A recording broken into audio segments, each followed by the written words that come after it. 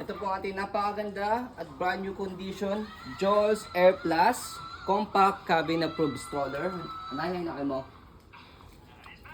Okay, so again, this is brand new. Ayan, may kasama siyang bag. Okay, so included na rin po yung kanyang front bumper bar. Yan, bumper bar na bulalo pa. Saka yung kanya extension leg rest. Okay, so lahat yung brand new. So kung hindi po brand new, balik nyo po sa amin. Okay, so this is good for newborn, adjustable for fully reclined up to toddler na po ito. Approximately, ayan, 22 kg. Okay, so color pink siya. Blush Parang pink. peach. Okay, ayan. So extension as full canopy. So meron siyang zipper dito. Ayan. Okay. Okay, so yan po siya kapag fully reclined. Ayan, nandiyan pa yung tag niya. 5 harness, wala po yung putol, safe na safe si baby. Ayan, okay. Ayan. Dito lang Okay. ganyan ah. So for sure, mabilis lang magbebenta to dahil once a month lang kami magkaroon ng ganito. Madali ito iwas siya kung madudumihan niya. Okay. Easy to wash yan. Footrest, tapos yung gulong niya. Walang problema din Body kasi brand frame. new yan. Ayan, kabilang side. Ayan. Okay.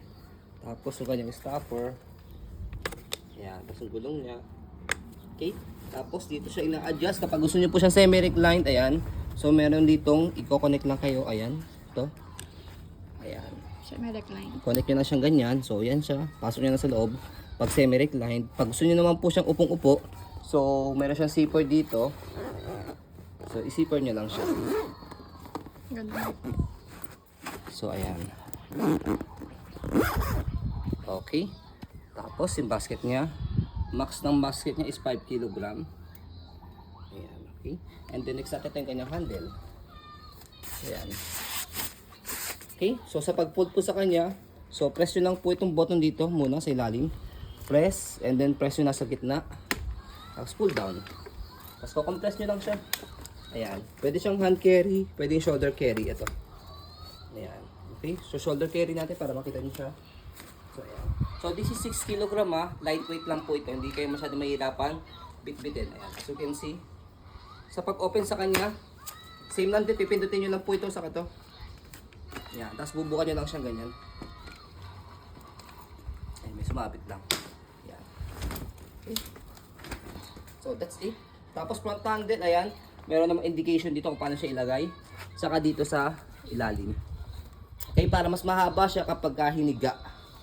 Okay, kapag newborn pa lang si baby. So, Pag ito yung kanyang bag. newborn, di pa naman kailangan ng leg rest. Di pa naman kailangan ng leg rest pagka newborn dahil medyo maliit pa naman si baby. Pag toddler na po yung mga leg rest niya. Okay, so separate purchase yan pag bumili kayo sa ibang store, yung mga accessories po niya. Pero sa amin, ayan, pag binili niyo po ito, kasama na po yung mga bag and accessories, dalawang accessories na yan, mas mababa pa po sa mall price, yung price namin. Okay? So, ayan po, as you can see, very details po kami sa ayan pong pag-video kasi amin siya policy. No refund, no exchange, what you see is what you get. So, yun po, maraming salamat. Have a nice day and God bless po.